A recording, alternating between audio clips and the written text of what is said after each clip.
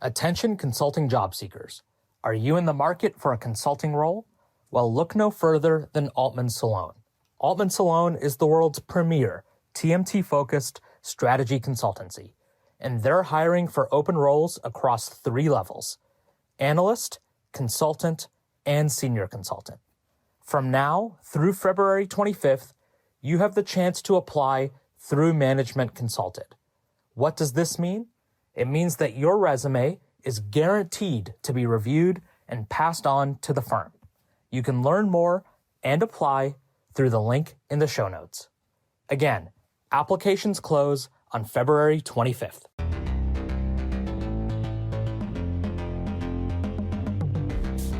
Leadership skills. It's an X factor. Some people get ahead, some people don't.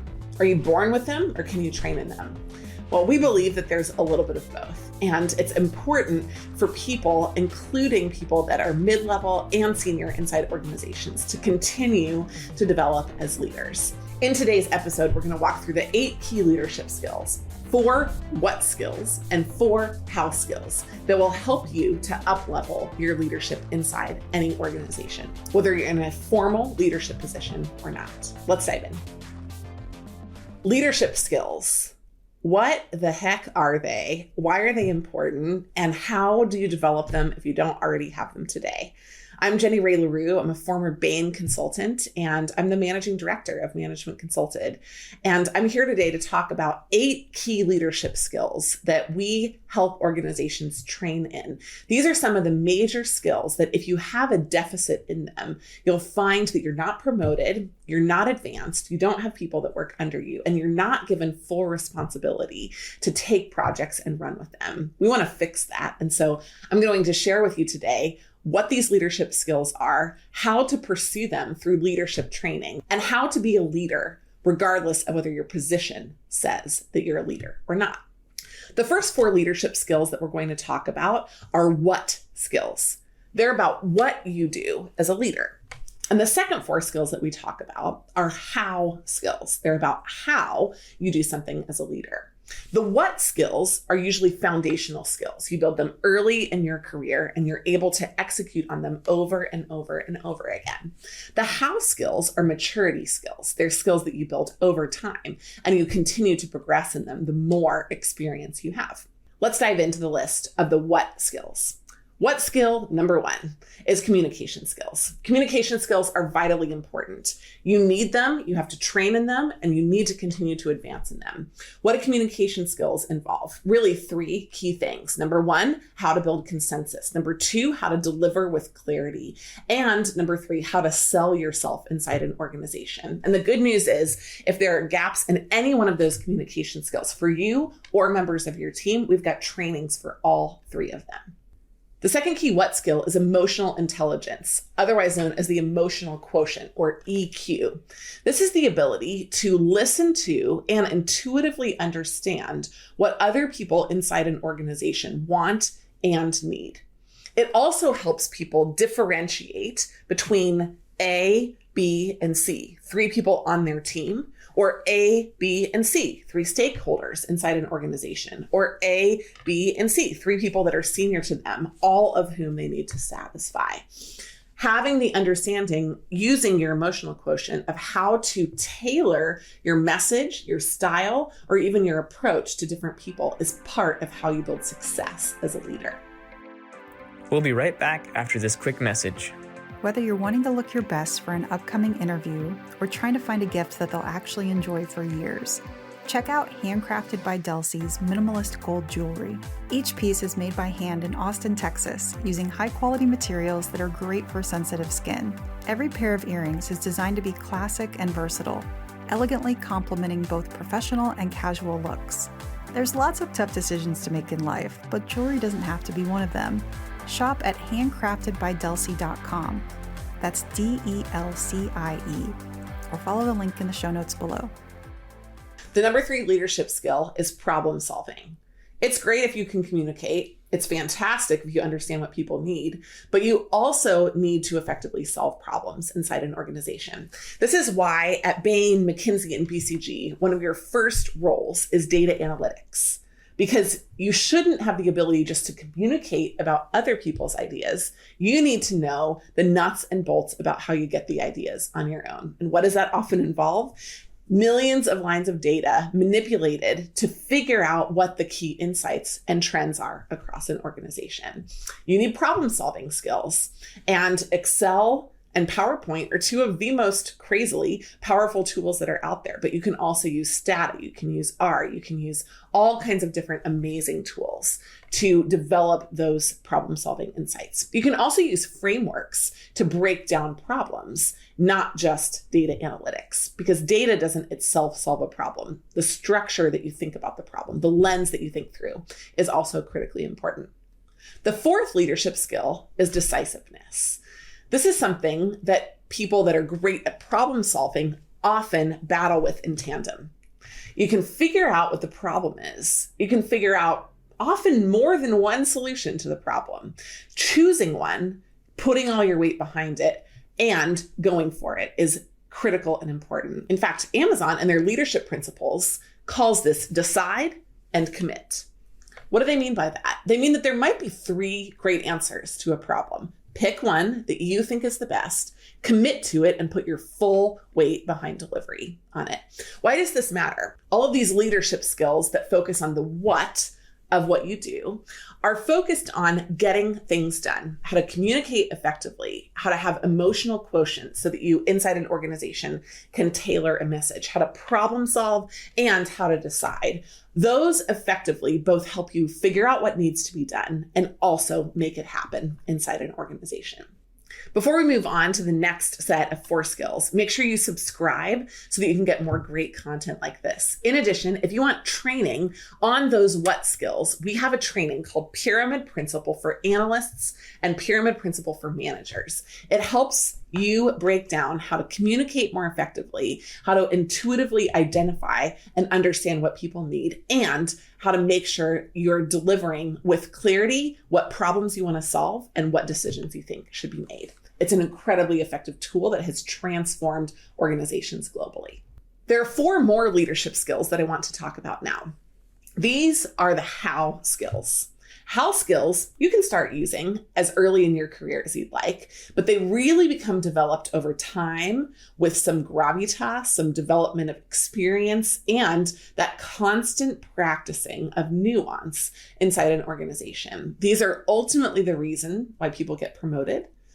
They're ultimately what makes someone effective inside an organization. You might have 7 problem solvers, but one person who's good at problem solving in a way that makes people feel included and valued. So let me walk through the 4 leadership skills that we call the how skills. These 4 how skills will enable you to drive organizational cohesion, which ultimately is one of the key measures of success. Number 1, trust and delegate. When you can effectively expand your capacity as a leader, that's when you get the authority to have other people work for you. What does it look like to trust and delegate? Well, it looks like you taking time to train other people. It looks like you giving them clear goals and then a focus on a deadline, but not on methods. What does this mean? Well, it means that you're avoiding the micromanagement process of other people. There were only 2 people I ever saw personally get fired from Bain, and their key flaw was that they were micromanagers. They did not effectively trust and delegate. So they couldn't communicate what they wanted in an effective enough way to leave someone who was a high-powered, smart, intelligent, and motivated person to go get it done. If you don't trust and delegate, what you build inside an organization is a sense of apathy. Somebody else will tell me when I'm wrong, so I won't do anything until I get there. You don't build a sense of ownership in the people who work for you, and therefore you won't have progressive responsibility. And if you do, it damages the organization. The second leadership skill under our how leadership skills is integrity and character. What does this mean? Someone told me once that you can never build a culture of apology inside a culture of criticism. What does that mean? It means that people who always point out other mistakes without acknowledging that they have made mistakes on their own don't build the integrity and the character inside an organization to have their word trusted. So you have to be two-sided in a good way. You have to acknowledge when you're right and stick with it. And you have to also acknowledge when you're wrong. Integrity and character practiced consistently inside an organization builds leeway and builds capacity underneath you. The third leadership skill under the how leadership skills is humility. At Bain, I kind of thought this was funny when I reflected on it recently. We used to say, leave yourself open to the 1% possibility that you're wrong. What that implied was that 99% of the time you were right, which is actually kind of insulting to a lot of people. 99% of the time you're actually probably not right. It's more like 70 or 80% on a good day. But leaving yourself open to that possibility that you're wrong is how you behave in humility to an organization. Letting someone else direct you, even if they're junior to you, is incredibly valuable and important. Why? It builds their ownership in the future of the organization. So humility leaves you open to the chance that you could be wrong. What's the problem? Well, humility and skill number 4 that we talked about earlier in the what skills, decisiveness, often counteract one another. So you have to be both decisive and humble at the same time. It's an important but really tricky challenge for managers. Fourth and finally, under the how skills, and 8th total under the leadership skills that we're talking about today, is passion.